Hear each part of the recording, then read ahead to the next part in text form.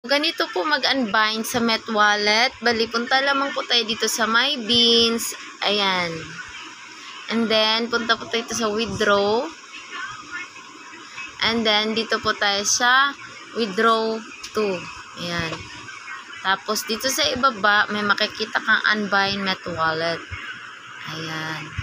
And then, dito pagdating dito, para ma-unbind mo yung Met Wallet mo, so, dito, hindi mo alam kung anong ipipaste dito. Yan, katulad yan, oh. Wala yan. Tapos, dito naman sa bound phone, so, ito yung phone na nakalagay. So, ang gagawin mo is punta ka dito sa account details page para maka-unbind ka. Ganyan. So, pindutin mo lang yan. And then, dito sa email, lagay mo lang kung email ba yung gusto mong gamitin na bago or phone number. Ganyan.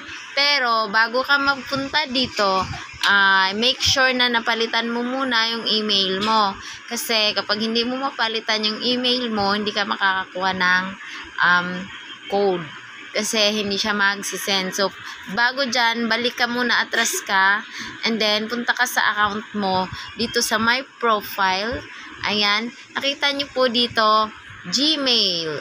So, kailangan mo po yung palitan, yung Gmail mo yan, change Gmail, and then, balik ka po doon sa pinuntahan natin. Dito. Ayan. Para makapag-unbind ka po. So, ganyan lang. Ayan. And then, go to, withdraw to, and then, unbind Met Wallet. Tapos, dito. Ayan po. Tapos, lagay mo lang dito yung email na pinalit mong bago or yung number mo dyan. Ayan. So, ganun lang po yung gagawin natin para makapag-unbind po tayo.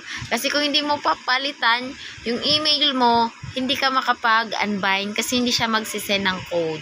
Okay? So, yun lamang po. Pagpatuloy yung same lang po yung pag-fill up niya step by step. Yung kung paano ka nag-fill up nung una, ganon din po yung pag-fill up nitong pangalawa. Kung bali, in-unbind mo lang yun kasi nagkamali ka. So, yun lamang po. Maraming salamat and God bless po sa ating lahat.